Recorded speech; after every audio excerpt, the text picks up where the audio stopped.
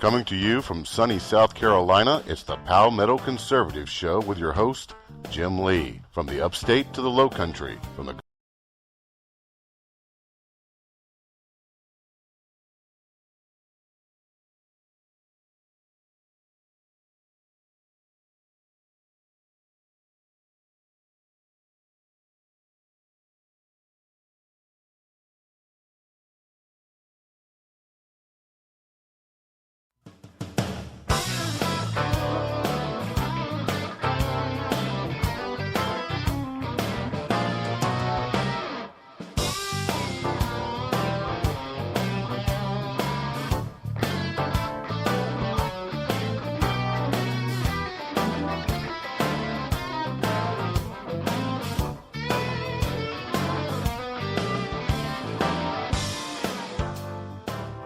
Coming to you from sunny South Carolina, it's the Palmetto Conservative Show with your host, Jim Lee. From the upstate to the low country, from the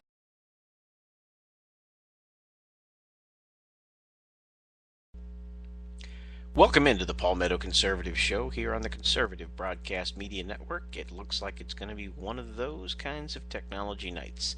Somebody remind me not to use Microsoft products when conducting an actual radio program. I'm your host, Jim Lee, part political junkie, part technology geek, part commentator, and sometimes snarky agitator for the application of common sense and the pursuit of critical thinking in the marketplace of ideas, particularly as it relates to the Palmetto State. I don't profess to have all the answers, folks. Just an awful lot of relevant questions, and unfortunately, the stack keeps getting taller. Wish we could get more answers, but we're having to take on the cacistocracy week in and week out. Those of you new to the Palmetto Conservative Show, you might be aware that each week we come together in an attempt to employ the Socratic method of taking on the cacistocracy, the government by the worst persons, or a form of government in which the worst persons are in power. We try and do that with a little bit of wit, a whole lot of sarcasm, plenty of snarkiness, but hopefully also with a healthy dose of deconstruction of the arguments of those who are taking on the principles of the conservative movement. If you're here looking for the likes of the Ed Show, or Rachel Maddow, or even Sean Hannity, or Bill O'Reilly, you're not going to find it here. Now, it's not to say that occasionally I don't let fly with a bit of a monologue, but be that as it may, usual and customary disclaimer here on the Palmetto Conservative Show. Not here to just give a speech. I'm not here to display rancor or vituperation or engender bitterness, for that matter. I'm not here to throw around incendiary language, nor am I here to incite violence in any way. I am here with the intent, though, to try and inflame your senses such that you will employ something we desperately need more of in our political discourse, and that is critical thinking. Listen tonight with a critical ear. Listen to those things that I might have to say. Question everything that's said. As a matter of fact, right now, I'd encourage you to question whether or not it truly is Wednesday, March 6th, that we're already 1/6 of the way of 2013 behind us. Question whether or not it is actually 9 o'clock Eastern Standard Time, or wherever you're at. Question whether or not we're already to the point of getting ready to start daylight savings time. How did that happen? Things are just rolling on ahead. So join me this evening as I ask you to accompany me on my weekly 2-hour cathartic experience on the couch, going over and talking about issues of the day, looking at them from what I believe to be a somewhat different perspective than others. You may hear some news that you might have heard a little bit about elsewhere, but I don't think you'll hear about it in quite the same context. Got to be upfront and clear with you that with the events of the day, it's awfully difficult to be here tonight, because I was watching with tremendous interest as Senator Rand Paul is carrying out an old-fashioned filibuster on the floor of the Senate.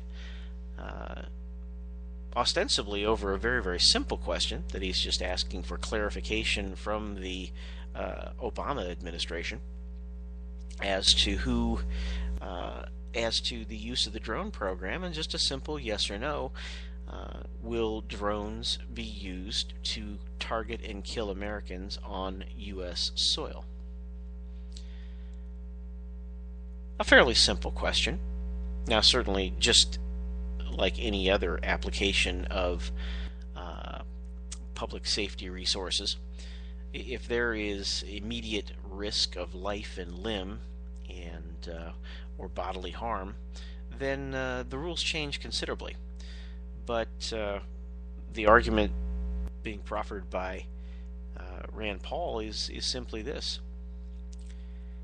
If a citizen is suspected of being involved in plotting, thinking about a terrorist plot or whatever, but there is no evidence that they're actively doing anything about it, sitting in a cafe someplace, can they be killed here on U.S. soil?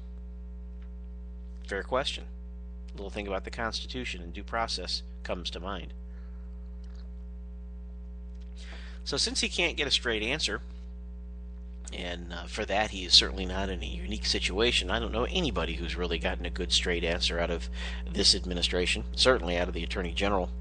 But since they can't, he has decided that he will filibuster as long as he is able to stand in the way of the cloture vote, after which, since the Democrats control the Senate, they'll be able to call for cloture, and then have an up or down vote on John Brennan as the president's nominee for director of the CIA.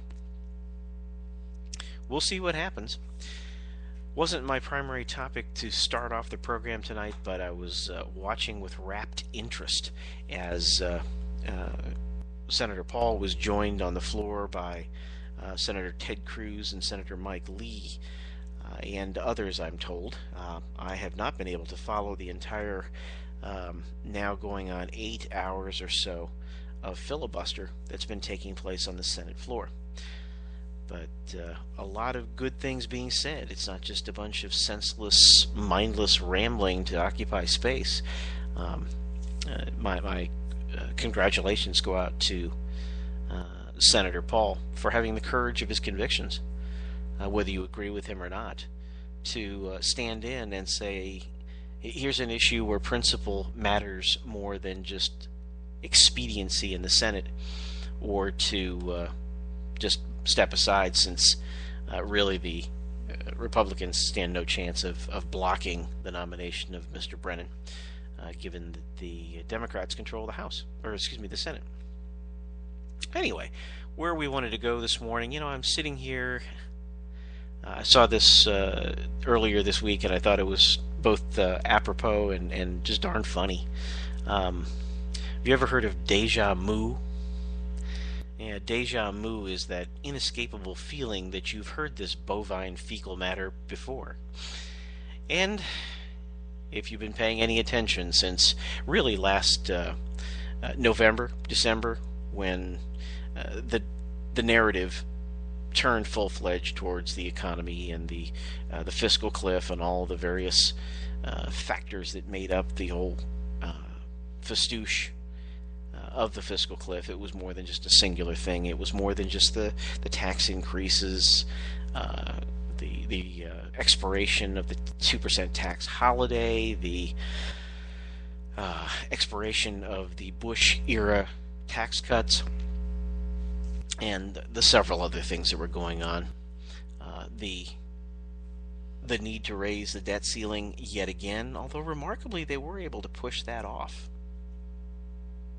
by several months, which does beg the question of how really imminent the impact of the debt ceiling really was. But here we are. It's time for March Madness. Now, many of you are thinking basketball. I wish that were the case. What I'm talking about is the madness that's been teed up for March, and it goes back to, again, the discussions over the debt ceiling.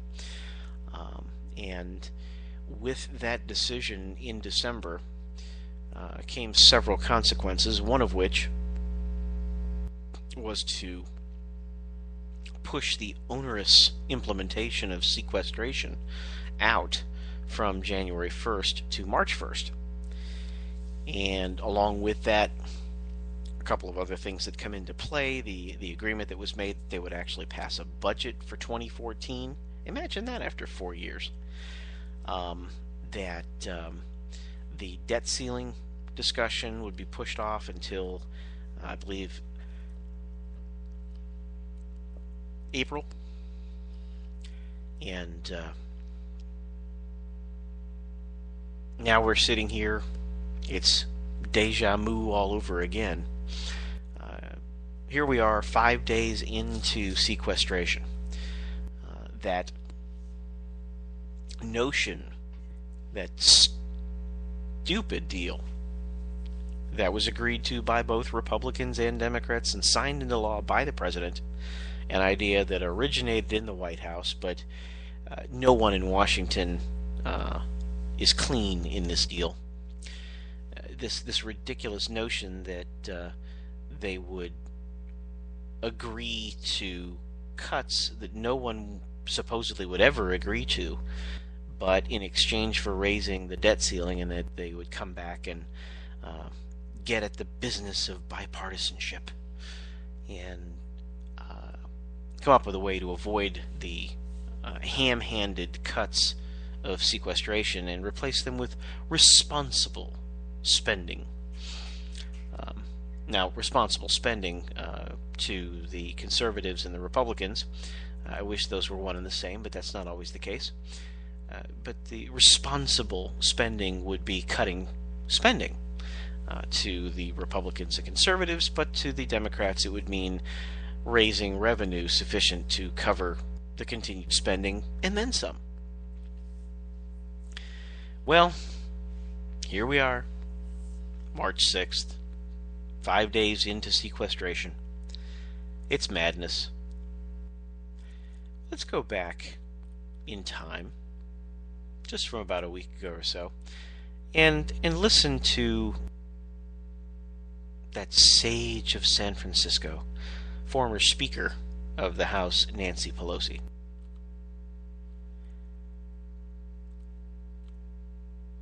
This week on Capitol Hill, we have a tale of two priorities.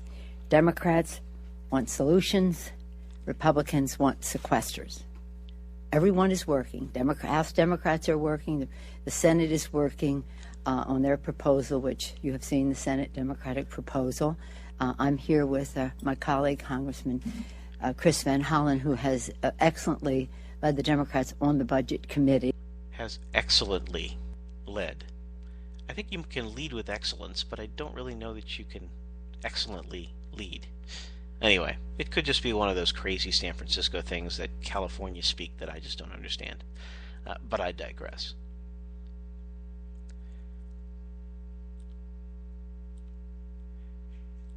I can see we're just going to have more technological fun all night long here. Back here to there.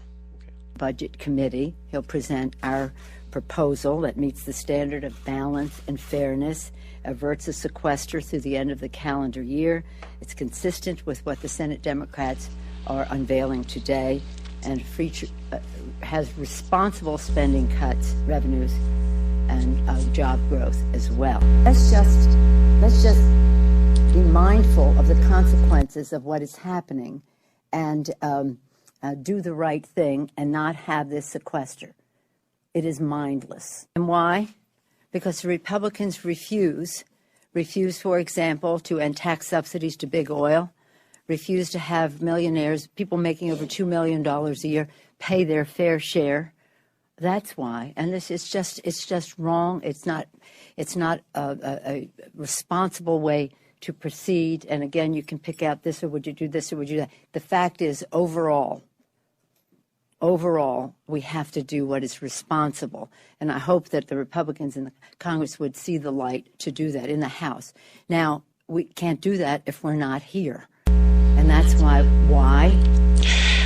Yeah, why? Why weren't they there? Well, gee, I don't know. Perhaps it's because maybe the Republicans had already offered more than their share of proposals and suggestions and had made their position quite well known ever since the fiscal cliff deal 2 months ago, exactly what this was going to involve. The ability for one to be able to argue Socratically is important, and you know what that means for those who may not be familiar with the term is, you know, to argue in the Socratic method is to be able to accept, for the sake of argument, the validity of the other person's position, and then to use the vehicle of debate to exchange facts and influence and reason, and to get the other side to come on over to your perspective. And so when I break down what the speaker said, basically implementing the sequestration, ham-handed as that may be, is irresponsible. However, passing that ridiculous piece of crap in the first place was responsible. Continuing to raise the debt ceiling without making responsible cuts in spending, addressing the root causes of our budget problems, is somehow irresponsible. But passing an increase in the debt ceiling and this ham-handed solution of sequestration, this game of political chicken, is somehow irresponsible. I'm sorry, rather, is somehow responsible. We are truly living in an upside-down world, or as the song goes, living life upside down. You cannot, in my view, effectively reason with some of these people who have been in Washington for more than 2 weeks, but certainly those that have been there for more than 6 years. I don't know whether it's in the water, I don't know whether it's in the air, I don't know whether it's something that they pump in through the HVAC system in the Capitol. I don't know if it's little pills that all the lobbyists drop in the coffee of all of the or whatever drink it is they bring to the people that they're lobbying. I don't know if it's something that they're doing with the staffers, that they're all mindless robots down in the basement of the Capitol, and they're being indoctrinated at night to ensure this sort of thing happens. I don't know what it is, but I do know this.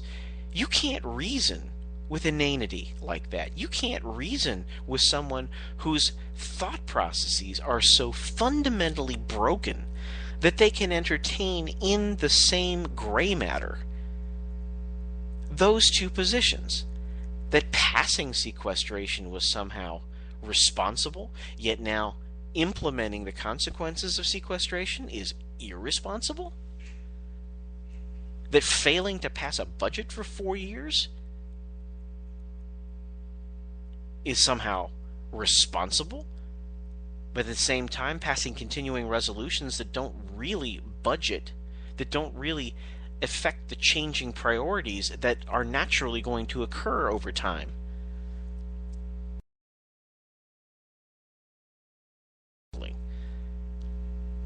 It is difficult for me on any given day, to borrow a phrase from Glenn Beck, not to have to race out and get duct tape and tape it around my head to keep my head from exploding. And you know what I find so personally offensive is that these people think themselves to be such elitists, such wise people, so smart. Could cross the street without help.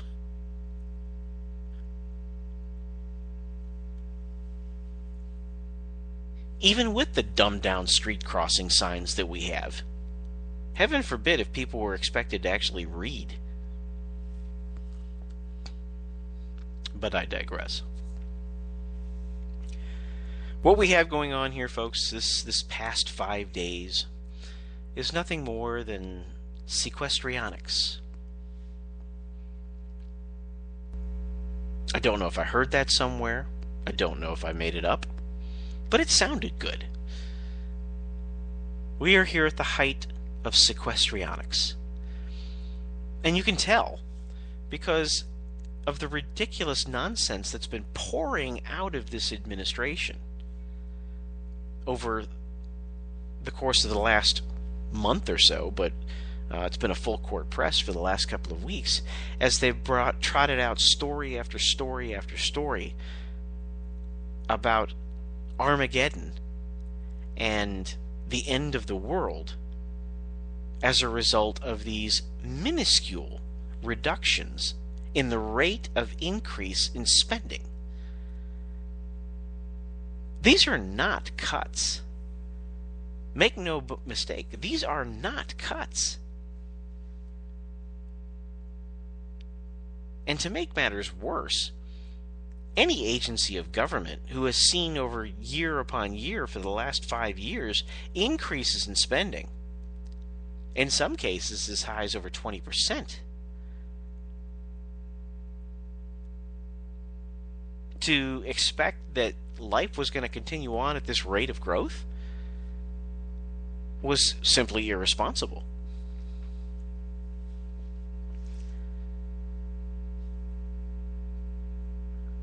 The list of things that the White House has trotted out is beyond comical. But the latest was in my view, the most fun and the most absurd. The White House announced on Tuesday that it was canceling all public tours of the president's home because of the sequester spending cuts. Now, I bet most people don't realize that the folks who actually conduct those tours are volunteers. So really, what are we cutting here? Is it concern over the White House staff? Secret Service? The other security that managed the egress and access from the White House grounds?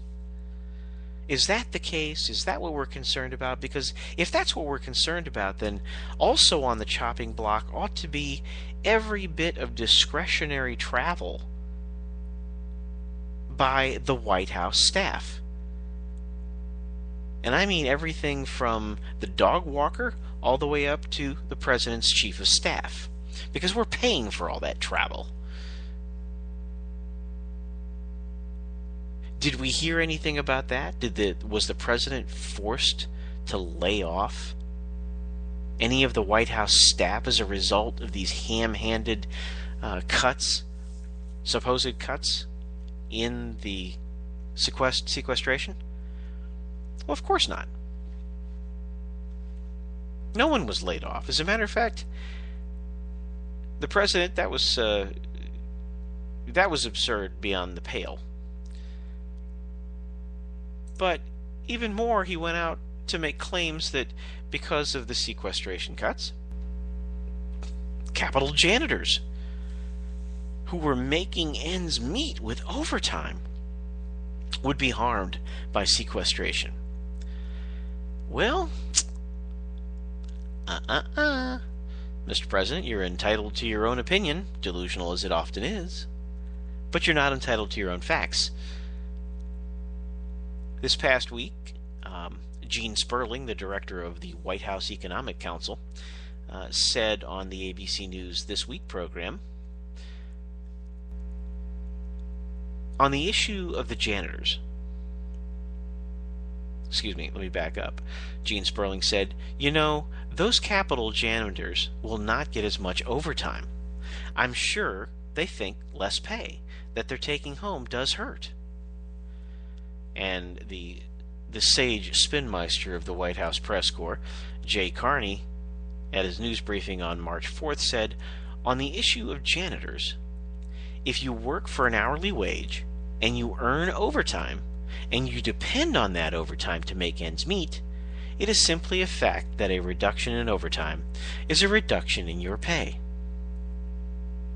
Let's think this through, because obviously Gene Sperling, the director of the White House Economic Council, and Jay Carney are both sage businessmen. I'm sure both of them have Harvard MBAs. I'm sure that they've probably gone on and gotten doctorates in economics or something. I'll bet they're even on the list of future Nobel Peace Prize winning economists and understanding how the world of capitalism works. I doubt it, because the basic fact of the matter is it's called overtime for a reason. With the exception of the odd duck called unions. Overtime is a situation where there is a short-term demand for additional labor in order to meet a business's needs to deliver the goods and services that it's producing for the marketplace.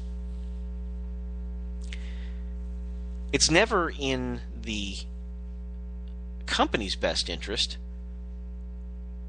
to continue overtime because of the cost.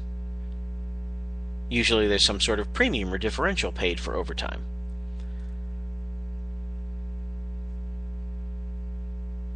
But in short doses, it makes more sense than actually staffing up and making permanent increases in the labor components of your business. Well, if these employees are dependent on that overtime to make ends meet, that does beg the question whether or not overtime was built in to these jobs, or whether they were foolish in depending on something that, by its very definition, is not guaranteed. But all that notwithstanding, let's just get down to brass tacks. This year, in fiscal 2012,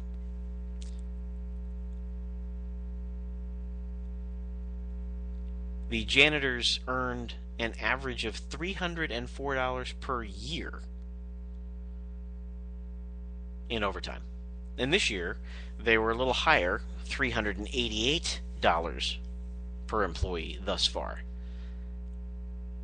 The explanation for that being that we had a recent inaugural and swearing in and so forth. And the fact that hosting the presidential inauguration occurred during a weekend that was also a federal holiday. So the sky is falling. The earth, as we know it, is coming to an end for janitors whose total potential cut in earnings is roughly $300 to $400 for the whole year. I can tell you, just for the 2% tax increase that I took, it's going to cost substantially more than that I'm going to have to adjust to, and that has nothing to do with overtime. But hey, living in the real world out here as opposed to that imaginary place called Washington. You're listening to the Palmetto Conservative Show here on the Conservative Broadcast Media Network. Stay tuned, we'll be right back.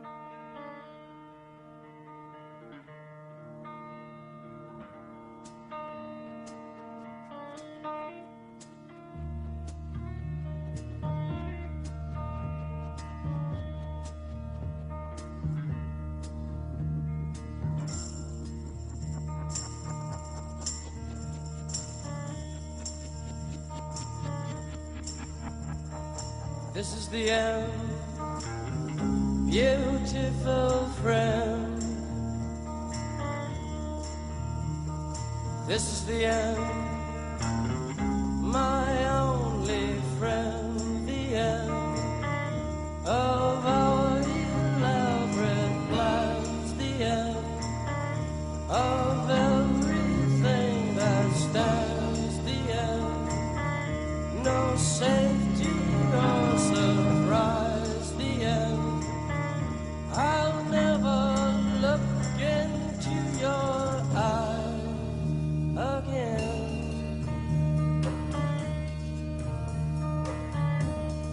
Can you picture what will be? So limitless and free, desperately in need of some stranger's hand in a desperate land.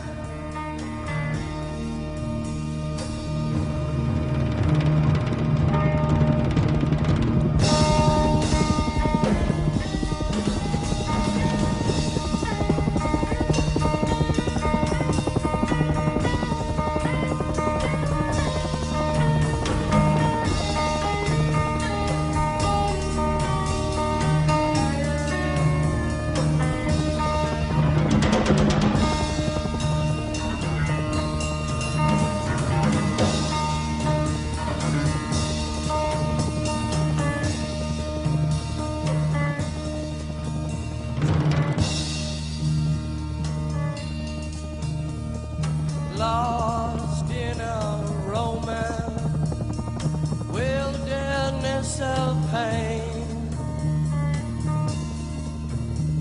and all the children are insane. All the children are insane.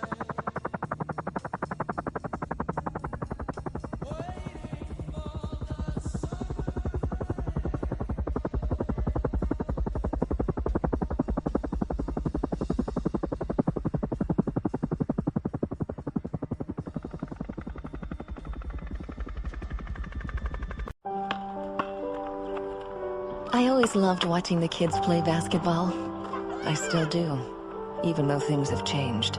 It's funny, they can't find jobs to get their career started. And I can't afford to retire. And now we're all living together again. I supported President Obama because he spoke so beautifully. He promised change, but things changed for the worse. Obama started spending like our credit cards have no limit. His healthcare law made health insurance even more expensive. We've had stimulus and bailouts. Obama added almost $16,000 in debt for every American. How will my kids pay that off when they can't even find jobs? Now Obama wants more spending and taxes. That won't fix things. I had so many hopes. Cutting taxes and debt and creating jobs. That's the change we need. Tell President Obama to cut the job-killing debt and support the New Majority Agenda at newmajorityagenda.org.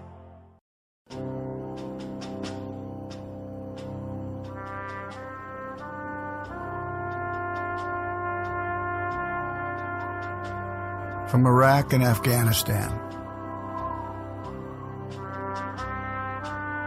our brave warriors are coming home, wounded.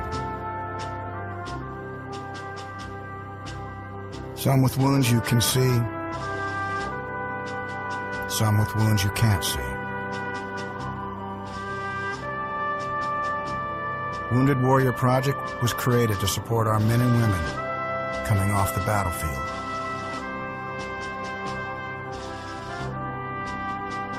Please help carry these warriors the rest of the way home. Get involved at woundedwarriorproject.org.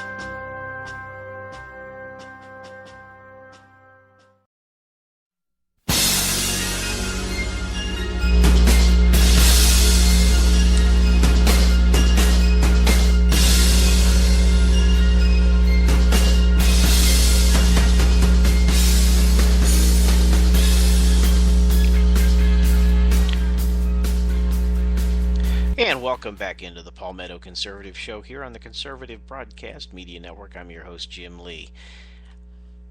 Figured we'd play a little apocalypse now there with all of that gloom and doom around sequestration, but it's interesting to see the American people and how they're responding to the sequestration as a whole. If I could sum it up in one word, I think that would be it. It would be a yawn. And here's the dangerous game of political chicken that comes out of the claims about sequestration. The fallout from the federal spending cuts over the coming weeks might alter the nation's political landscape for years to come, so claims David Lightman of the McClatchy newspapers. Not one of my most favorite media outlets, but hey, every now and then a blind squirrel finds a nut. Already a decade of budget deficits run up in war and economic crisis, and if I might insert this into the gentleman's article, really poor fiscal policy, has saddled the government with a $16 trillion debt. I might point out here, in case the writer doesn't know, who is the government? We are the government. So it's saddled us with $16 trillion in debt, nearly 16.5 at this point. And that's a bill that will force the country to come to grips with how much government it wants and how much it wants to pay for it at the same time. All the while, aging baby boomers put new strains on the budget through such vast programs as Medicare and Social Security. Now the government is about to start cutting spending in some programs, offering a first look at how the American people will react. If people feel the sting of the so-called sequestration, with fewer teachers at their schools, which is bunk because teachers aren't funded with federal dollars, more time in airport security lines, that's going to be a difficult one to measure for any of you that travel with any regularity, as I do. Smaller checks for people without jobs. That's a veiled threat of cutting unemployment. And people might just rise up and send a clear signal to the country, a clear signal that the country really wants to keep all the government it now gets, and perhaps feel a demand that the government charge more in the form of higher taxes. If, however, the majority of Americans don't feel any pain from the cuts, if they either don't see an impact or don't empathize with the federal employees enduring unpaid furloughs, they'd likely invite more moves to cut spending, and that would bolster the Republicans. No, sir, this wouldn't bolster Republicans. It would bolster America.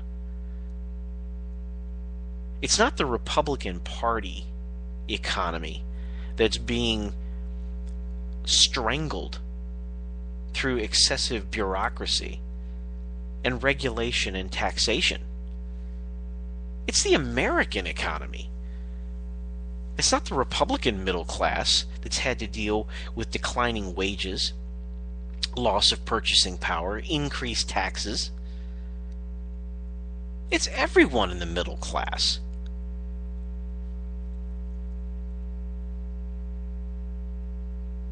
Either way, folks, it's a high-stakes gamble for the two major parties, with the winner likely to dominate the debate and perhaps elections for years. So far, Americans aren't paying much attention. Just 1 in 4 were following the news closely last week, according to the Pew Research Center. That amplifies the urgency for the parties to try to define the budget cuts on their own terms. It also explains why President Barack Obama spent the last 2 weeks pushing the idea that the reductions are cruel and thoughtless. He needs people aware and angry to bolster his argument for more taxes and fewer spending cuts. The $44 billion that's being trimmed over the next 7 months is a less than ideal test for either party. Crafted by the Obama in Congress in 2011, sequestration was meant to be painful. They thought that the threat of automatic cuts would force them to find a better alternative, but it didn't. Democrats insisting on adding tax increases and leaving more spending untouched. Republicans want the same amount of spending cut, but would prefer it in different places. Led by Obama, I might take exception to the characterization of President Obama leading on anything, but I digress. Democrats are betting that the American people will hate the reductions and demand tax increases instead. The danger is that they might have overplayed their hand. First, some of the most extensive and popular federal programs, such as Social Security, won't be trimmed. So, those old people, those self-centered, selfish old people who just simply won't die, they're just not going to be impacted because there won't be a cut in their Social Security. So there's no Republican boogeyman to blame for wanting to throw grandma over the cliff or to steal away the paycheck of all those old people on fixed incomes.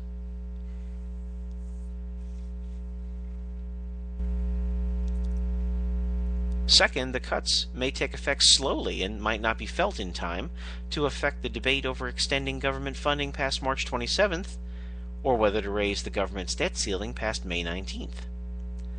There might be an eventual payoff, though. As the sting of cutting spending intensifies, Democrats think, so will their electoral prospects, because this is all about what's best for America, right? That's all that matters. Oh, wait a minute. I guess it's what's in my best interest as an elected official. There is going to be a slope, not a cliff, said Senator Benjamin Cardin, Democrat from Maryland. Democrats also will point to the alternative spending cuts that the Republican-run House of Representatives passed twice last year. No Democrats voted for the plans, which would have made deep cuts in some of Obama's key initiatives, such as a fund to implement the 2010 health care law, that would be Obamacare, as well as housing and food stamp programs. Democrats are aware that their strategy has perils, chiefly that the reality won't match the hype. Let that waft in the air for just a minute.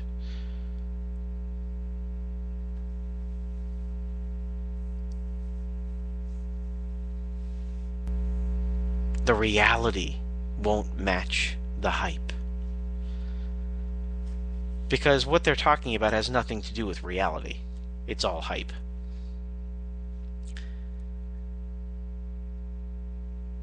People will see long lines at the airports, but they always think the lines are long, said Representative Bill Pascrell, Democrat from New Jersey.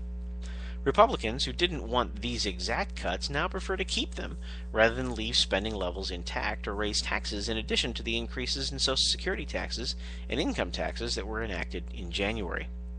They're gambling that the impact is being overblown. And you know what? I'm not a gambling man, but it's a pretty smart gamble. We're talking $44 billion on a budget of nearly $3.6 trillion. Even though the cuts are ham-handed, and I have a story from the Wall Street Journal in the stack of stuff over here about describing a lot of the flexibility that Congress has, that the executive branch really already has. Not to mention the fact that the House was going to pass some legislation that gave the president even more flexibility, but he wanted nothing to do with it, because that would require actually doing something or leaving. But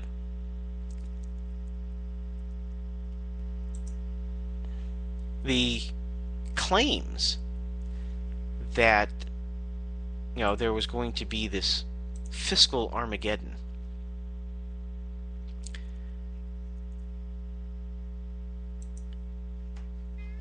over and over again, turn out to be debunked. And why? Because I do believe that they have overplayed their hand and blown the whole situation out of proportion. Here's 6 administration sequester claims that were shot down by fact-checkers. This is from Politico. White House has now pulled back from issuing doomsday scenarios after some of their claims fell flat. Here are 6 such claims. Number 1, you know, those Capitol janitors will not get as much overtime. I'm sure they think less pay that they're taking home does hurt. On the issue of janitors, if you work for an hourly wage and you earn overtime and you depend on that overtime to make ends meet, it is simply a fact that a reduction in overtime is a reduction in your pay that you weren't entitled to. Those 2 statements were both given 4 Pinocchios by the Washington Post fact-checker. If sequester hits, federal prosecutors will have to let criminals go, President Barack Obama. Mostly false, from PolitiFact.com. Federally assisted programs like Meals on Wheels would be able to serve 4 million fewer meals to seniors. White House fact sheet on the impact of sequestration. That one got 2 Pinocchios. There are literally teachers now who are getting pink slips because of sequestration. Education Secretary Arne Duncan on Face the Nation. Another 2 Pinocchio. And mostly false, from PolitiFact.com. 70,000 young children will be kicked off Head Start, the White House fact sheet on the sequester. Up to 70,000 children would lose access to Head Start and early Head Start services. That was a 2 Pinocchio. And the list goes on and on and on, because quite frankly, this government doesn't even have a clue what they're managing. They don't have a perspective or a view of what's really going on in the executive branch to be able to offer up these sorts of things. These are all coming from talking points that have been put together by a White House fact sheet on the impact of sequestration, certainly put together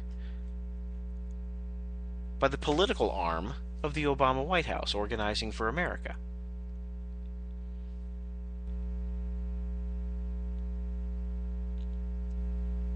It's absolutely ridiculous. And the more that comes out, the more gets shot down. But what doesn't go away is the level of anger and offense that I feel every time I hear Jay Carney or President Obama or Gene Sperling or Arne Duncan or any of these supposedly intelligent Ivy League individuals saying stuff that just simply isn't so. Because you know not that which you're speaking about. It's nothing more than sequestrionics. I only wish that the mainstream media would truly wake up and smell the coffee and actually think about doing the right thing and calling them out. Well, there's one that did. Don't know if you heard this interview, and of all places it comes from MSNBC in the Morning Joe show with Joe Scarborough. Not exactly a rock rib conservative, and certainly affiliated with a network that I wouldn't put on my top 10 list of reliable news sources. But this is an interview with Bob Woodward talking about the sequestration and the claims being made by the White House, and actually starting to do the job of a journalist again.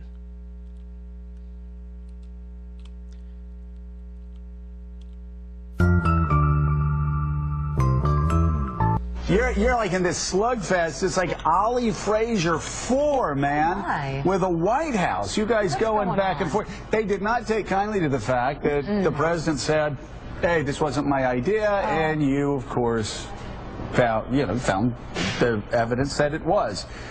What's going on with the White House?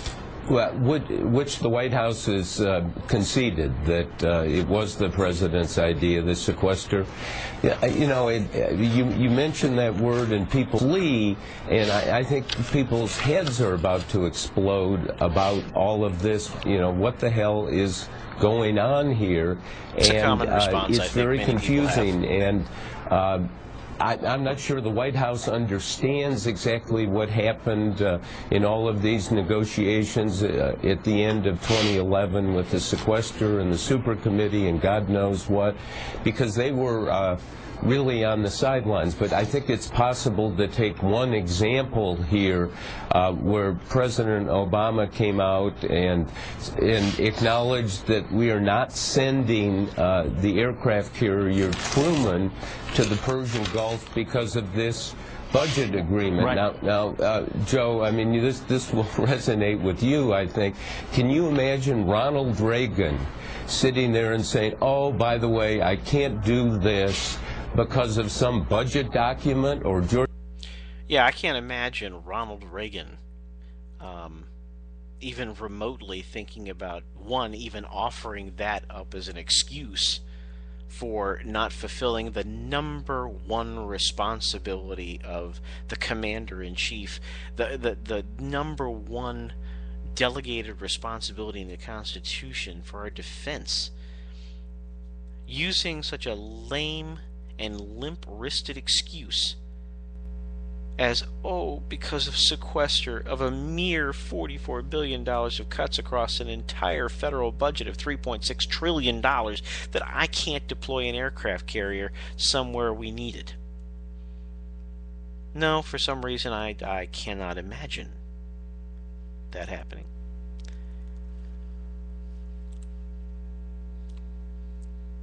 Woodward continues. Bush saying, you know, I'm not going to invade Iraq because I can't get the aircraft carriers I need, or even Bill Clinton saying, you know, I'm not going to attack Saddam Hussein's intelligence headquarters as he did when Clinton was president because of some budget document. Under the Constitution, the president is commander-in-chief and employs the force, and so we now have the president going out because of this piece of paper and this agreement. I can't do what I need to do to protect the country. That's a kind of madness that I haven't seen in a long time. It is a madness. You also say here, you say the president's call for a balanced approach is reasonable, and I think we probably, a lot of us would agree on the president's reasonable approach. And he makes a strong case that those in the top income brackets could and should pay more. But that was not the deal he made. You talk about the president moving the goalposts. What do you mean by that? Well, the deal in the sequester was that it was only going to be spending cuts, and they reached that deal, and in my book I go through it step by step, because the president did not want to have a second step debt ceiling deal during his re-election campaign, understandably, but he was absolutely desperate to get something, so he got his benefit, and now he wants to come back and say, wait a minute, let's put some taxes in here, which he'd agreed in the sequester not to do. Now, the White House has a point that there was always discussion about some more tax increases, but the president got a lot of tax increases a month ago, and quite frankly, I think a deal can be made here, but these people have to sit down. Yeah. And unfortunately, they aren't going to sit down because, number one, this president does not know how to lead. And number two, the water is so poisoned, and our Congress and our Senate can't get together and even agree to pass a budget, haven't done so for over 4 years, that it's unfortunately going to take something of significant consequence to actually bring the two sides together, not to compromise, but to actually think about doing something that would would truly address the issues facing this country. Or we could just continue to keep on keeping on. You're listening to the Palmetto Conservative Show here on the Conservative Broadcast Media Network. Thanks for being here this evening. We're going to slide into the end of hour one here with a little musical interlude, and I'll be back on the other side. Stay tuned. We'll be right back.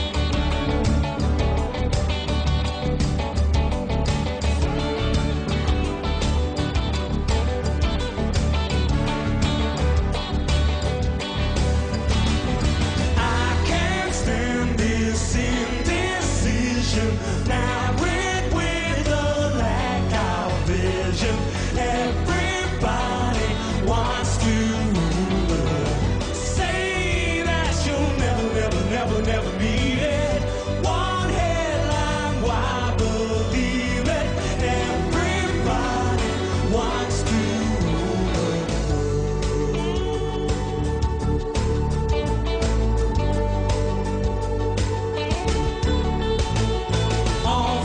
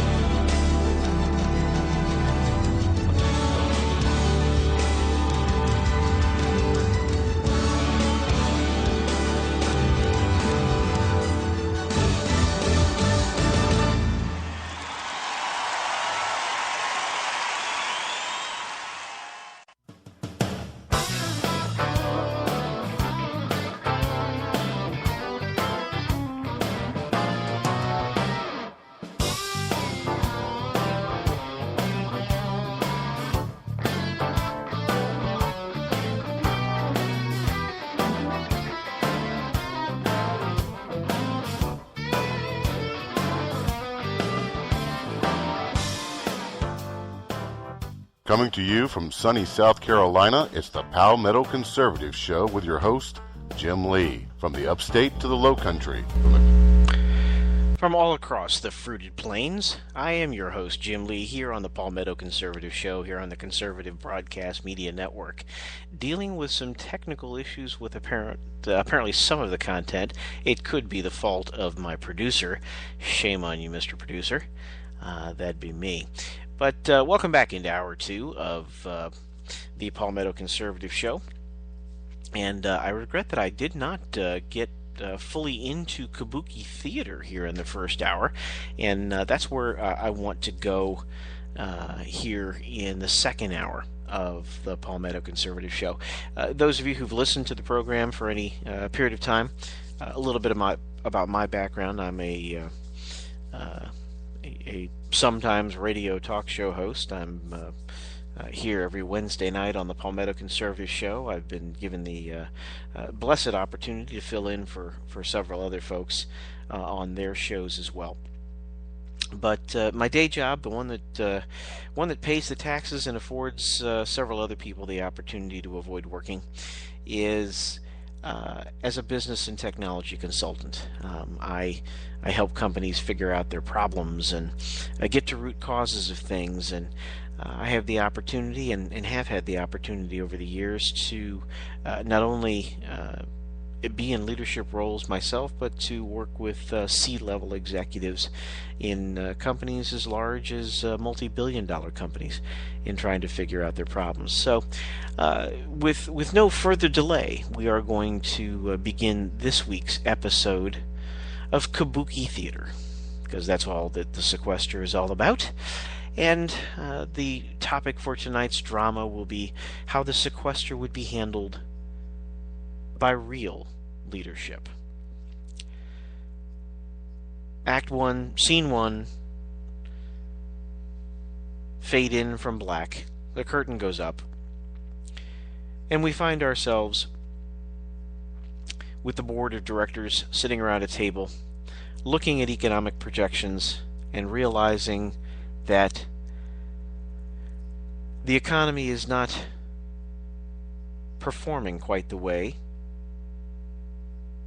that the board had earlier projected, that the strategic plans of the company, which called for certain growth targets and sales objectives and cost cutting, were simply going to be inadequate to address the problems. So, a true chief executive officer, chairman, leader, if you will, acknowledges reality for what it is.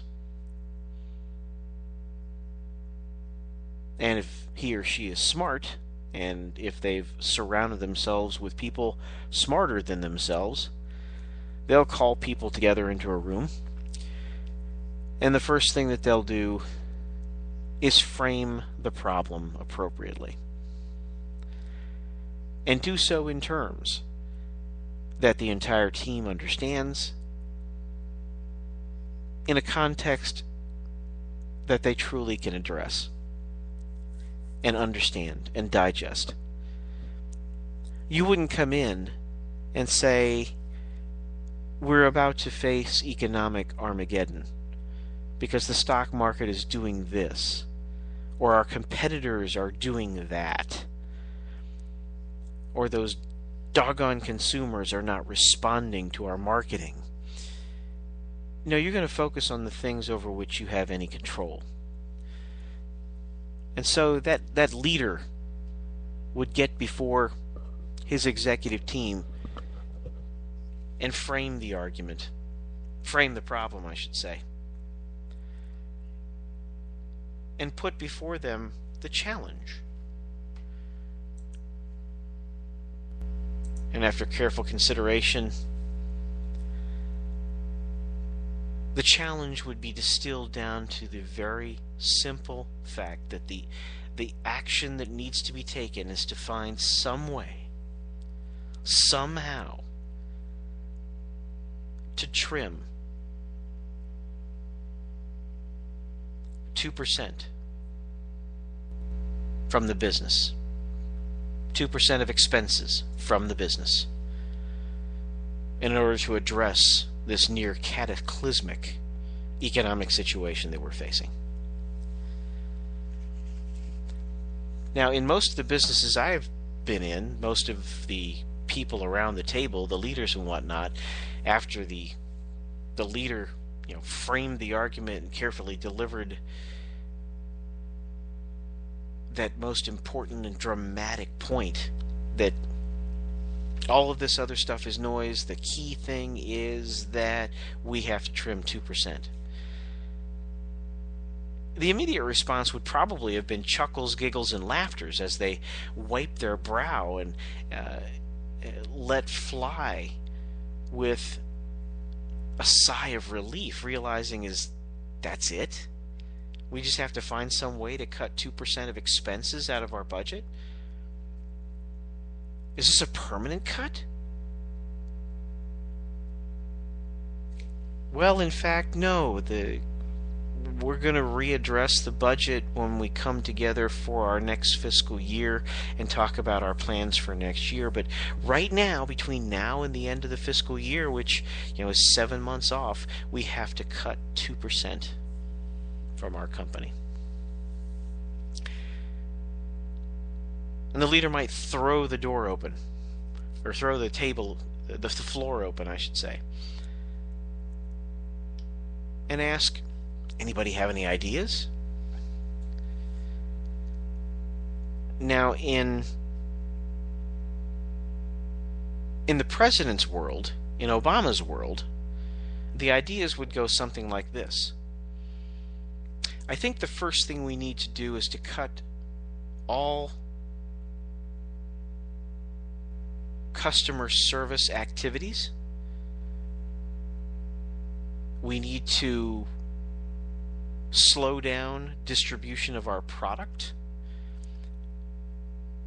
We need to get with our retailers and find some way to cut back on the amount they're charging us for space by reducing the size of our footprint on their shelves.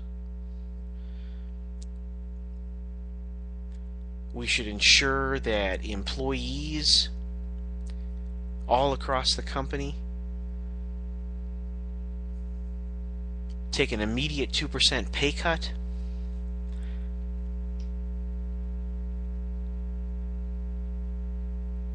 And we do everything we possibly can to preserve our little kingdom here in the glass office. Make sure that none of us has to endure any hardship. None of our budgets are touched. But make sure that the customers endure and absorb these 2% of cuts. What do you think? Well, in Obama's world, that's what's happening. I don't care what organization you are. I don't care how big or how small you are. You can find a way to do what you have to do with 2% less if that were necessary. Would it be optimal? Perhaps not. Might it require certain salaried employees have to work a little overtime? Perhaps.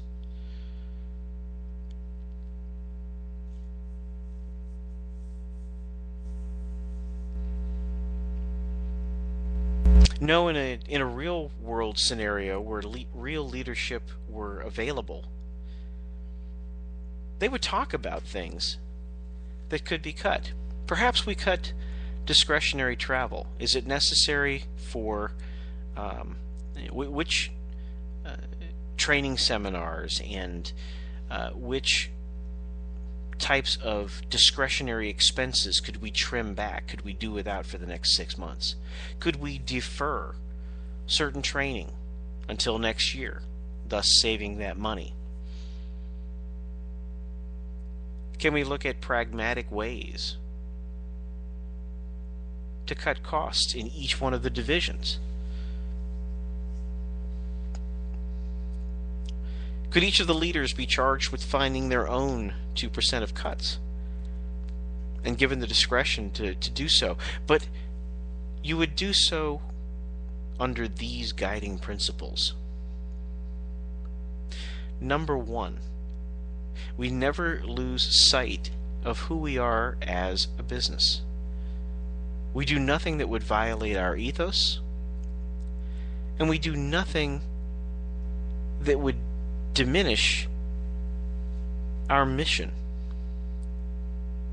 And above all, we would take every measure possible to avoid impacting our customers. We would do everything possible to ensure that during these difficult times, the customer service experience, the quality of our products and goods and services would not diminish. Because we believe as a business, better days will be ahead. And in the course of making these types of cuts, we want to do everything we can to ensure that our customers realize that we really mean what we say when we say customers are our business, that we're here to serve the customer.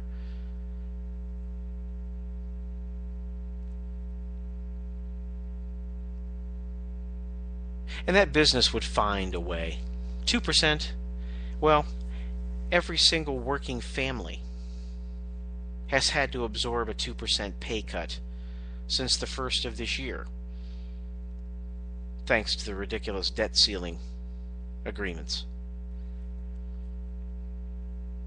But do you hear the average families saying that, oh, you know what, we're going to have to abandon the house. We're going to have to allow it to go into foreclosure. We're going to have to stop eating. We can no longer eat. We're going to have to sell all of our cars. We'll walk everywhere we have to go. The children will no longer be able to go to public schools because there'll be no teachers there. So we'll have to homeschool them, which would actually be a good thing, but that's a topic for another Palmetto Conservative Show. No, what government is incapable of doing, and what drives me absolutely apoplectic when I see people who put their faith and trust in government to be an incubator of innovation, of efficiency, and effectiveness.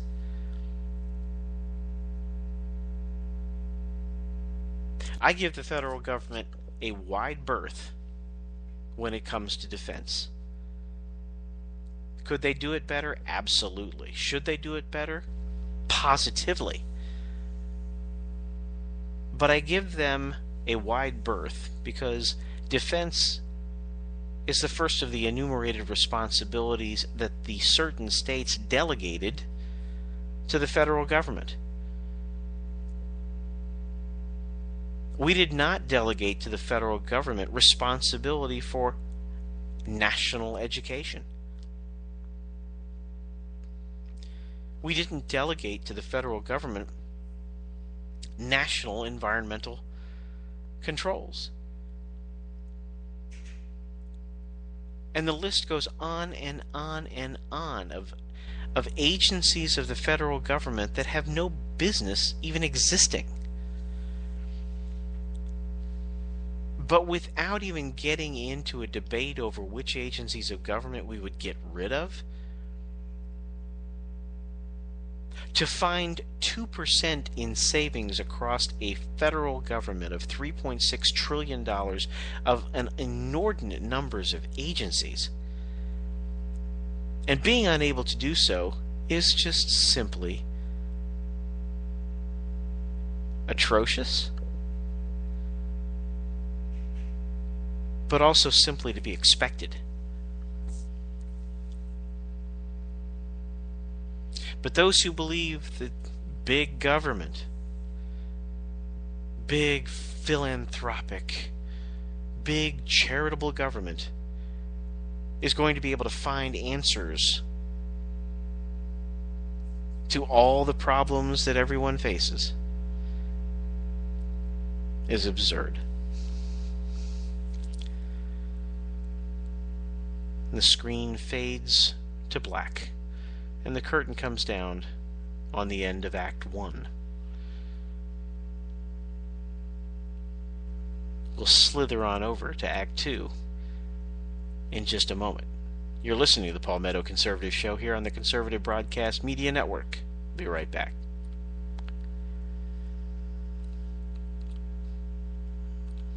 Feeling lonely this holiday season? Looking for little human interaction? Do you want to feel contact in certain special places? Then why not go through security at an airport? The TSA. TSA agents are ready and standing by to give you a little something extra to feel thankful about this holiday season. The TSA. What are you waiting for? I want to check under your testicles. Spending time with a TSA agent couldn't be easier. Simply book a flight departing from any American airport. When selected for a full body scanner, say no. You'll be pulled aside by a TSA agent, and that's when the fun begins. And you never know who your agent will be. It could be me. Or me. Or even me. But it's probably gonna be us. Take off your damn shoe. The TSA. It's our business to touch yours.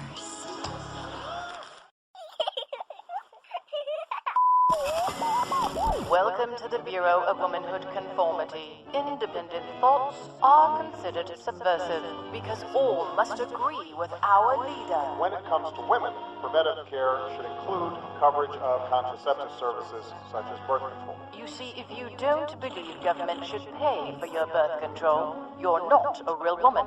Womanhood denied. If you refuse to accept that pregnancy is a punishment, you're denied as well. I don't want them punished with a baby. If you don't believe that abortions should be allowed for any reason, if you don't believe in aborting a child for being the wrong gender, and if you don't believe that stay-at-home mothers aren't real workers, you are not a real conformed woman. His wife has actually never worked a day in her life. His wife has actually never worked a day in her life.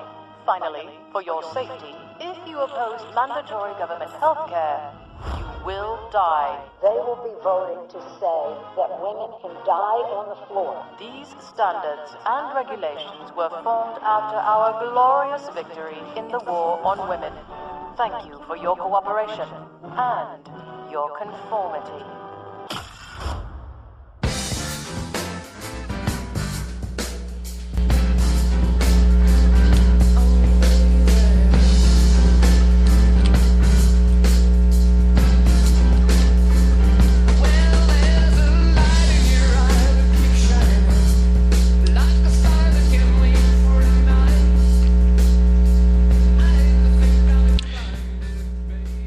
Welcome back into the Palmetto Conservative Show here on the Conservative Broadcast Media Network. I'm your host, Jim Lee, sometimes feeling like a fool in the rain and participating in the whole sequester drama.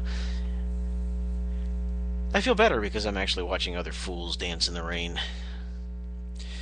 I see Rand Paul is still on the floor. Stand with Rand. My heart goes out to him. I believe that he's been joined by a couple of other senators, none from the Palmetto State, but the night is still young, as they say. Perhaps we will see something different. We continue down into Act 2 of this week's Kabuki Theater and continue our two-act play, how the sequester would be handled by real leadership.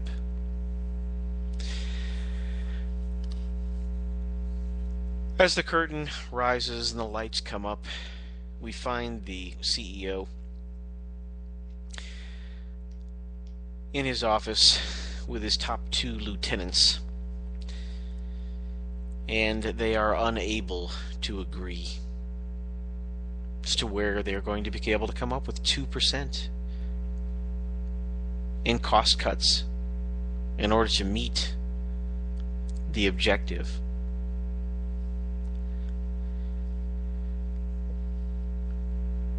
The head of sales says that, look, we've got to invest more money in sales and marketing right now. That's what we need to do. We have to drive up revenue.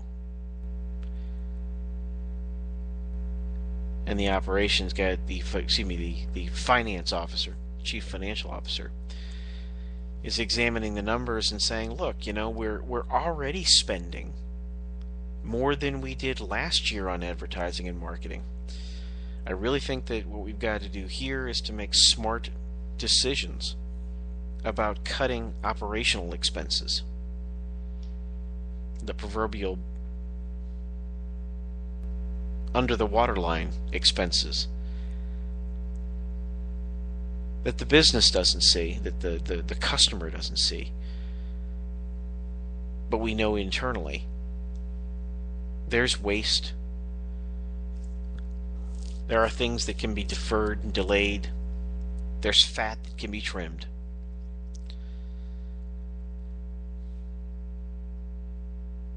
And the president needs to intervene because these two lieutenants continue to go at each other and refuse to compromise.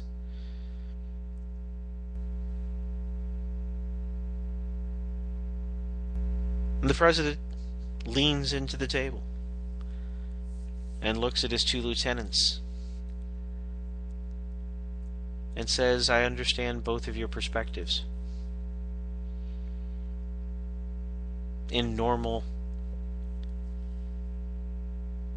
times, it would make sense to increase spending on marketing and advertising and seek to draw in additional sales, therefore increasing revenue, which would cover the expenses.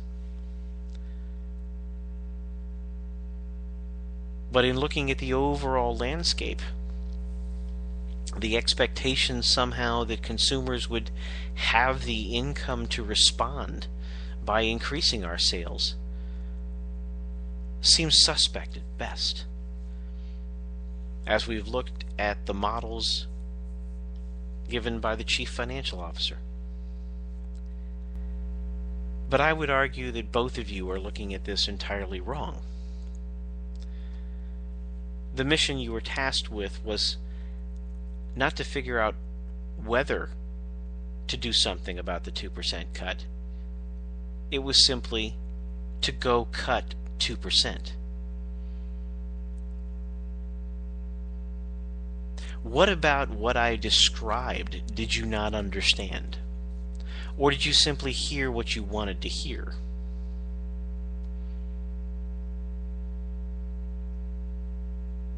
I need you to both go back and cut 2%. And I want you back here today before close of business with your plan to cut 2%. Now, in the Obama White House, that's not what we would have seen. In the Obama White House, he would have called his lieutenants in there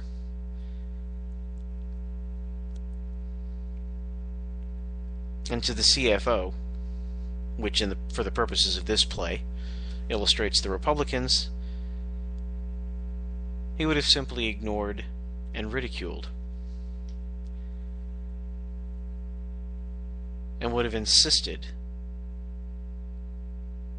that prices be raised.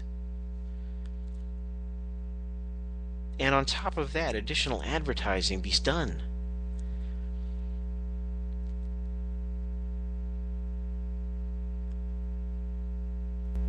And the back office of the business would be forced to do more with less.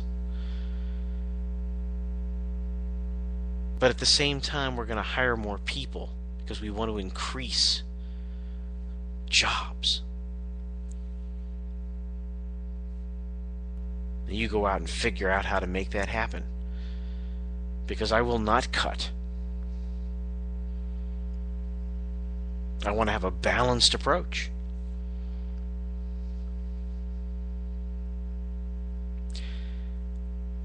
So you see, in Kabuki Theater this week, the sequester would have been handled very differently by real leadership. And that real leadership would have come from the top, regardless of whether there were partisan rancor in the House and in the Senate.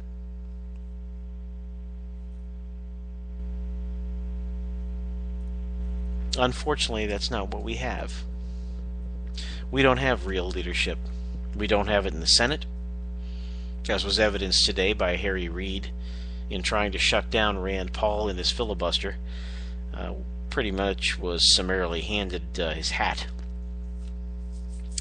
and shut down in trying to end the filibuster. We don't have it in the House, as was demonstrated today by the House passing a closed rule that basically will require the continuing resolution to fund the federal government from March 27th through the end of the fiscal year. It would allow that continuing resolution to essentially be brought up without amendment, and it'll likely pass. Whether it passes the Senate's another story entirely. But what this does is effectively eliminate the opportunity for eliminating funding for Obamacare, or repealing Obamacare, or just simply not funding it.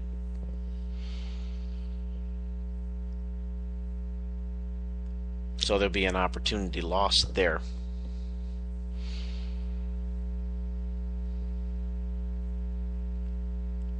And we certainly don't see leadership coming out of this White House.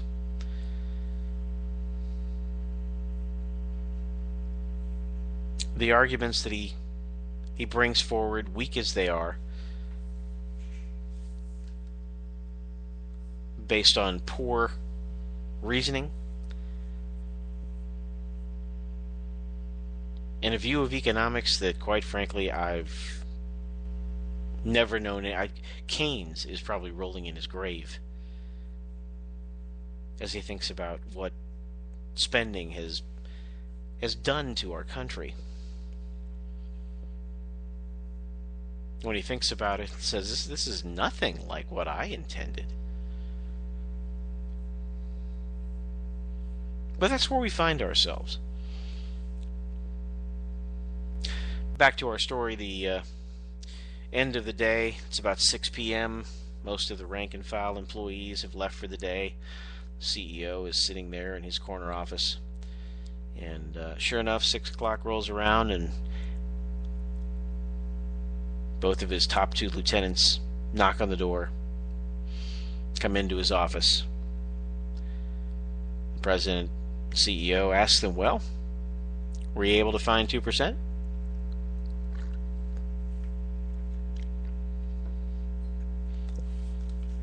Both gentlemen respond that not only had they found 2%, but they actually found some other areas of opportunity that could be cut back, thus making available additional money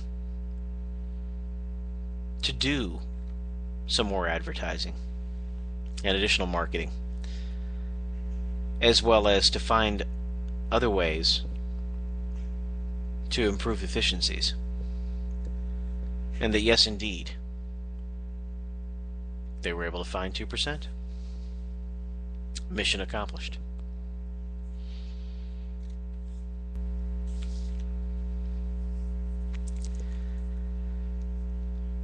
No brain cells were harmed in the production of that Kabuki theater this week.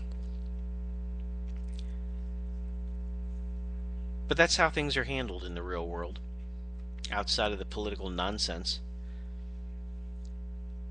and what passes for intelligence in Washington. Well, you're listening to the Palmetto Conservative Show here on the Conservative Broadcast Media Network. News Busted is next. Brief musical interlude, and we'll be back on the other side as we head towards home. Stay tuned.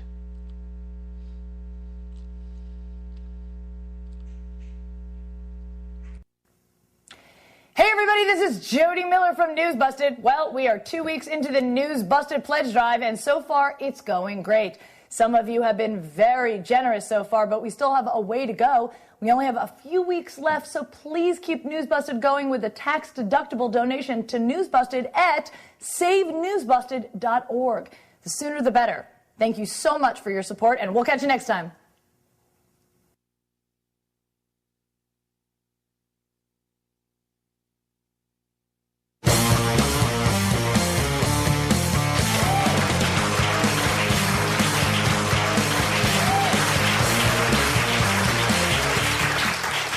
Welcome to News Busted. I'm Jody Miller. Let's get started.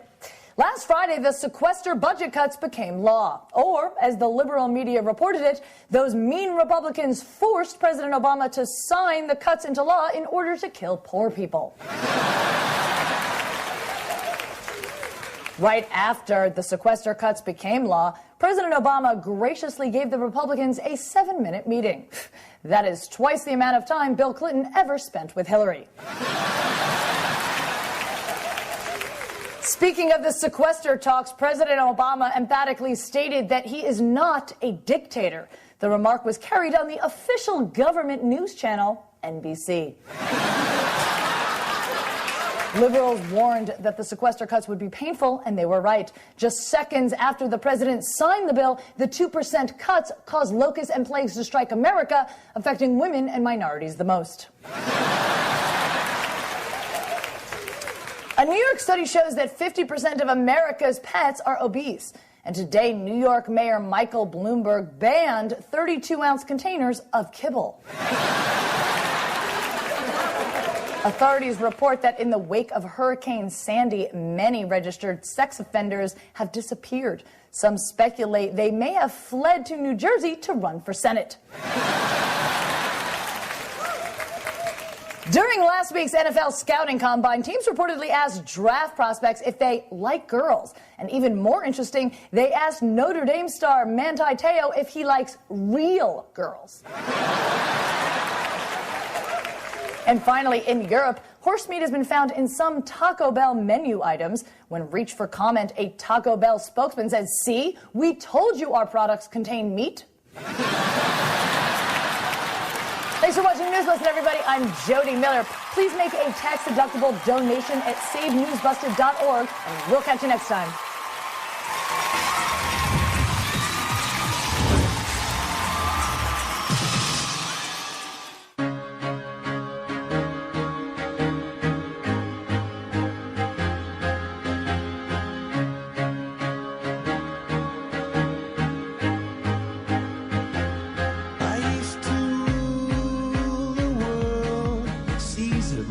When I gave the word, now in the morning I sleep alone. Sweep the streets I used to own.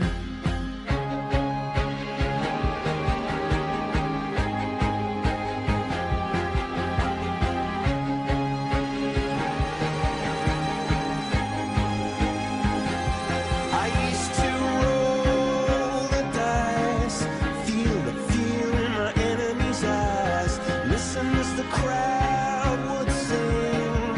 Now the old king is dead, long live the king. 1 minute I held the key. Next the walls were closed on me, and I discovered that my castle stand upon pillars of salt and pillars of sand. I hear Jerusalem bells are ringing, Roman cavalry choirs are singing. Be my mirror, my sword and shield, my missionaries in a foreign field. For some reason I can't explain, once you've gone it was never an honest word. And that was when I ruled the world.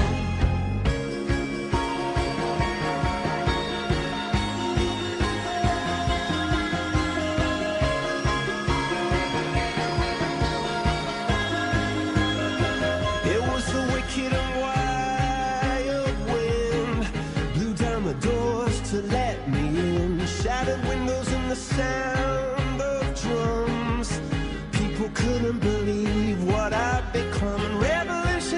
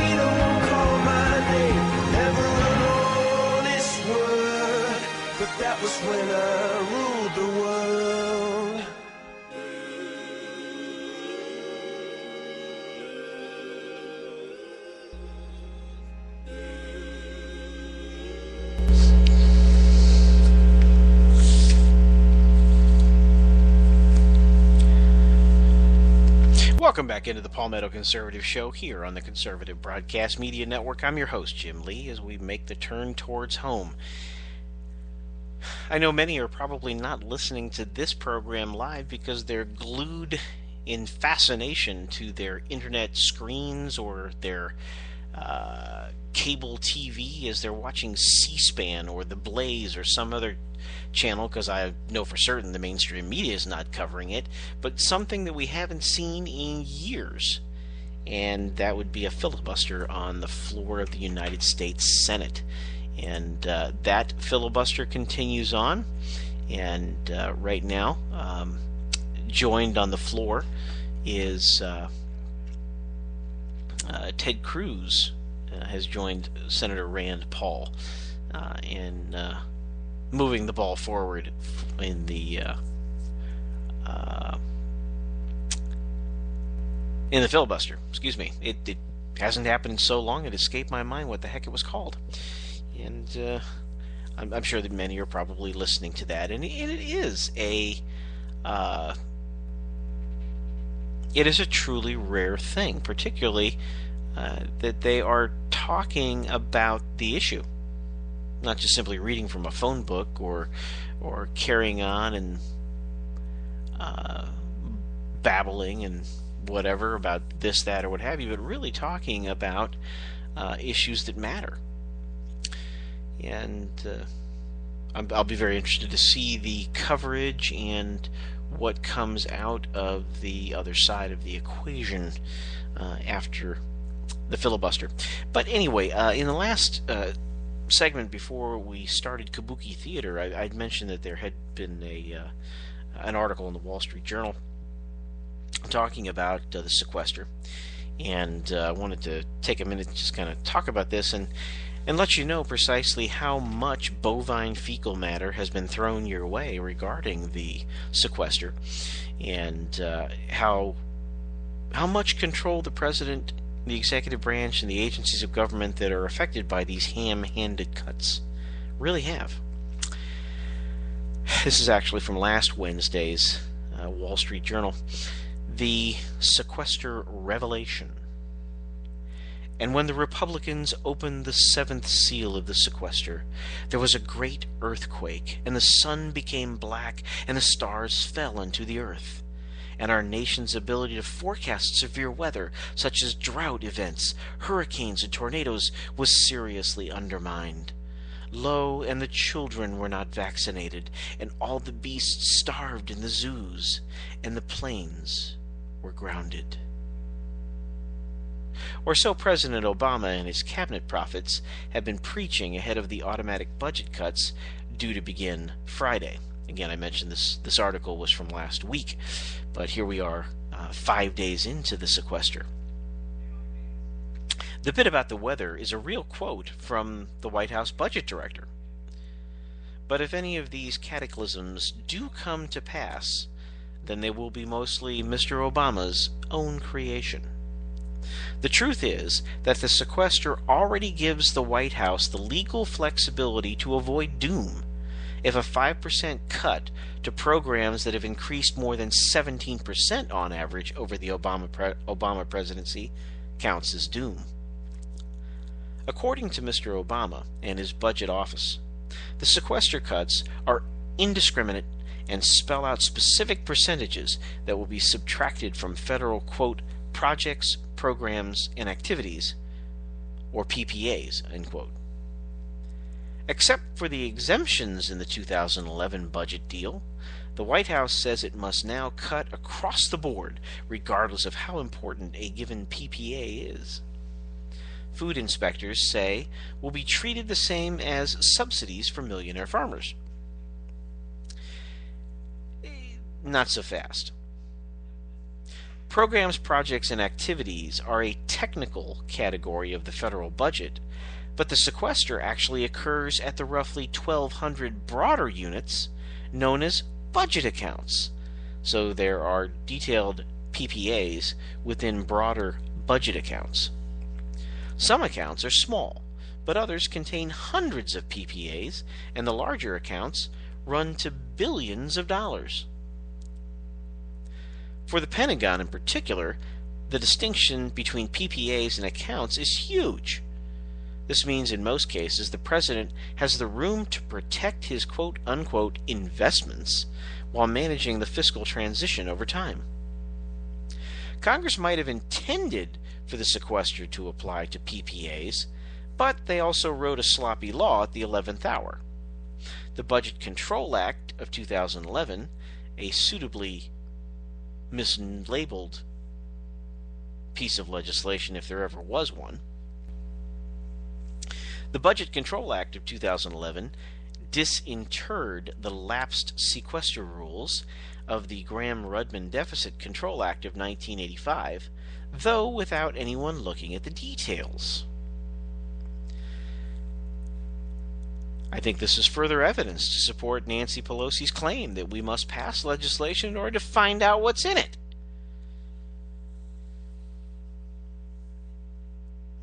Gramm-Rudman said the sequester applies to accounts, not PPAs, under a temporary, quote, part-year budget.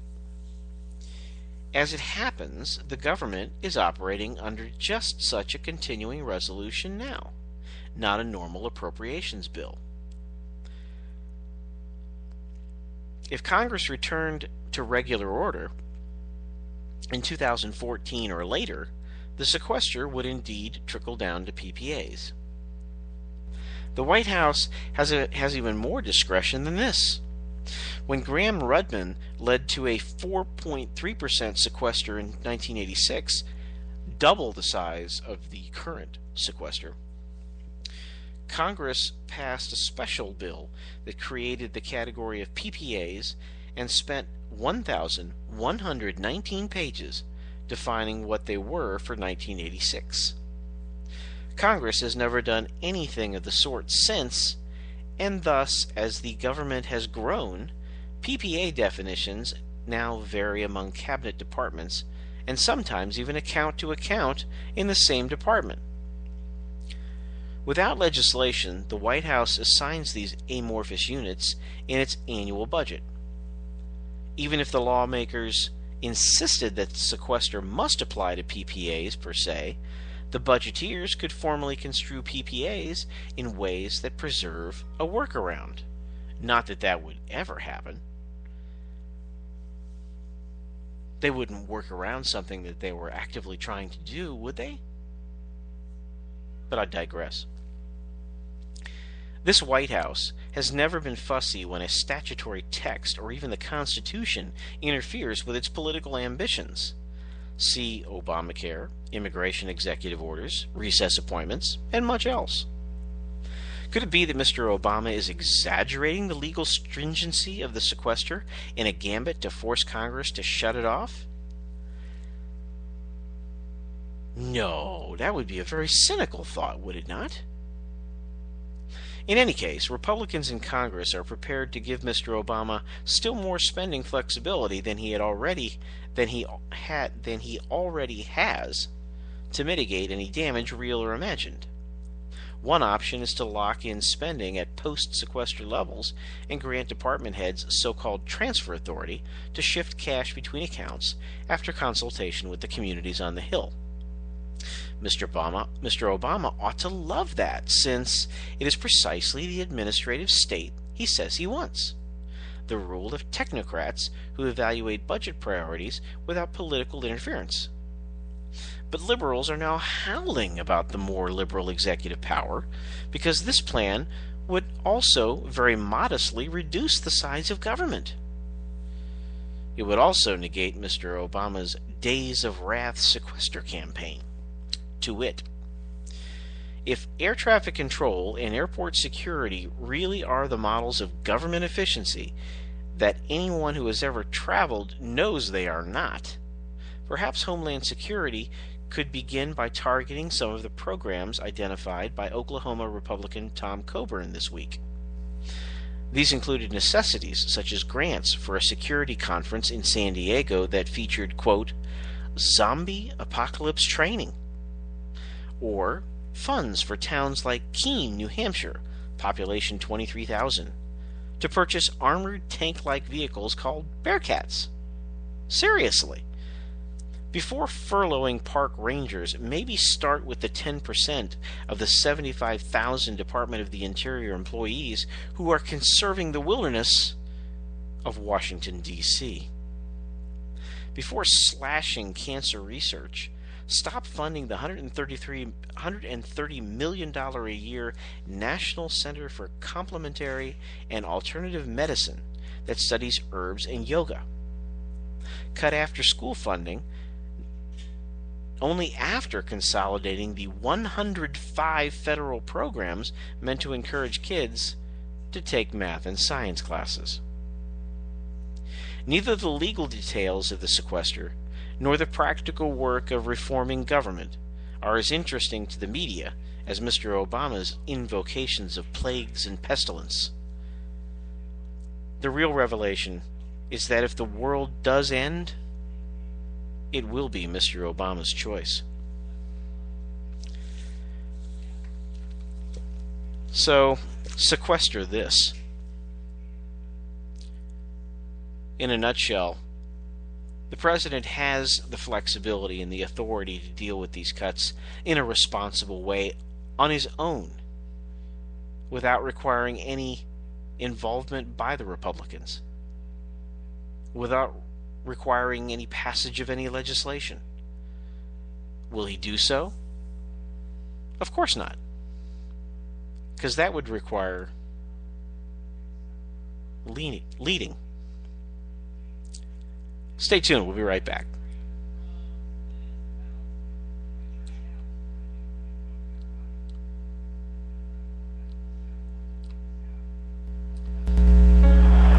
Today is a special day. Today we gather as a nation and as an international community to recognize the selfless decision of one of the most influential women of our time. She's been recognized by religious figures and politicians around the world. To us, she's just Rachel. But to the rest of the world, she is the woman who, after having one too many drinks, chose not to drive home buzzed. Here today to honor Rachel is the family whose lives she spared. Save a life. Don't drive buzzed. Buzz driving is drunk driving. I was in chronic pain, and my family struggling to make ends meet, food and gas prices going up, even keeping my job was iffy. Then I learned about a new miracle drug made in Washington, D.C. Spenditol. Spenditol is Washington's answer to all the painful problems Americans face. How to borrow $800 billion for a stimulus that didn't create jobs or fix the economy? Spenditol. Spenditol is not for everyone. Side effects may include a mountain of government debt piled on our kids, a sudden loss of freedoms, higher prices for everything, leaving our kids a lesser America than we had. Ask your doctor or congressman if your conscience is strong enough for Spenditol. And it's so popular in Washington, we have to import trillions more of it from China. Spenditol makes you feel better now and pushes off the really bad stuff till later, for them to deal with. Call the White House and Congress. Tell them, stop spending it all. Indeed, stop spending it all. Matter of fact, stop spending it all and then some, because we're spending 40 cents or so more than we're bringing in anyway. Borrowing 40 cents on the dollar of everything that we spend. I want to round out the program tonight. You know, one of the things that I believe that conservatives need to do is to broaden the appeal of the conservative message. And if we're going to do so within the context of the Republican Party, because as I said earlier, Republican and conservative are not synonymous. One doesn't have to be Republican to be conservative, but in order for one to be... I always get that backwards. One doesn't have to be Republican to be conservative, but to be a Republican, one should be a conservative. We suffer from not having an appealing message, and in particular, a lot of the focus is around not having an appealing message for certain demographics. And down that vein, I would like to read to you a letter from Kyra Davis, an open letter from a black Republican to Reince Priebus. Dear Reince Priebus, I was raised as an agnostic socialist. I became a conservative as an adult after I had a unique opportunity to see how the policies I had supported all my life actually worked when applied. I read the whole Constitution for the first time and I fell in love with this country. I researched and reasoned. I believe our path as a nation has been ordained and blessed by God. The success of American values has drawn freedom-seeking immigrants from across the globe in hopes of finding some measure of personal success. As I always say, America doesn't owe anyone an opportunity. America is the opportunity. Lately, we have seen that opportunity being maligned and squandered. I'm sure you were no different than me after election night last November. Well, perhaps you didn't consume anything but scotch and cookies for 3 weeks, but I'm sure you have your own version of mourning you went through. Also, like me, I'm confident you eventually picked yourself up and started asking, what do we do now? We've had to take a hard look at the reality of how the GOP is perceived in the very communities we are trying to protect. I was encouraged to hear more and more Republicans acknowledging we have an image problem and discussing ideas how to change that. Then I turned on the TV and saw you discussing diversity in the GOP with the same media talking head. I saw Jeb Bush making the rounds in what looks like a precursor to a 2016 run. I saw Karl Rove pontificating about diversifying the party. In short, I saw a bunch of rich, middle-aged white men talking about how we need to change the perception of the GOP as the party of rich, middle-aged white men. Hey, don't get me wrong. I love older white guys. My grandpa was an older white guy, and I'm not going to lie. I wouldn't kick Sean Connery out of my bed, even now. Well, what I'm talking about is a paradigm shift, a complete public image makeover. Mr. Priebus, in 2012, the GOP missed the huge opportunity to push out some more diverse faces to bring the message of liberty and smaller government to their communities. There is a sizable community of black Republican/conservative bloggers who highlight that message every day. Many work in their spare time. Can you imagine what they would have been able to do for the GOP if there had been a tiny amount of party dollars behind them? We have already blown that opportunity, but another one presents itself. As we begin to think about 2014 and 2016, we need to continue thinking about how we change our image. Exit polls showed that many minority voters liked Mitt Romney's message, but in the end did not feel comfortable voting for him because they didn't trust him. We need to give them a reason to trust us. I'm sorry, but throwing a rich white guy in front of a bunch of people who have been taught from kindergarten to distrust rich white guys is not going to cut it. I have a suggestion for a new strategy, and some people will not like it because it involves a few people getting out of the way and or making room for new faces. Some people will have to decide if their status is more important to them than their country. Yes, the contrast is that stark. Here's my plan. From now on the official party strategy should be to only send minority Republicans to do public events, interviews, and appearances. Every picture, every brochure, every interview, every meet and greet, everything the GOP does between now and 2016 should have a non-white face at the forefront. When the Obama stenographers at MSNBC start spewing lies about who wants sequestration, someone like Marco Rubio should be the media go-to guy sent out to dispute those lies. When Chris Matthews starts talking about racist code words, someone like Nikki Haley should be who the party officially points to for a response. Mia Love and Alan West are two powerful voices running upstream of the narrative. Republicans know these people, but non-political Americans generally don't. Right now, when someone says Republican, the image is a Karl Rove type. We need to make minority synonymous with Republican.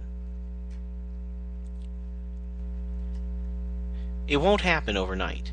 We will be ridiculed for it, at first. Americans have short attention spans and they love a good comeback story. Rebrand. It worked for Ted Kennedy, and he killed someone. If we started today, 2 years from now, we could be a lot closer to a complete rebranding.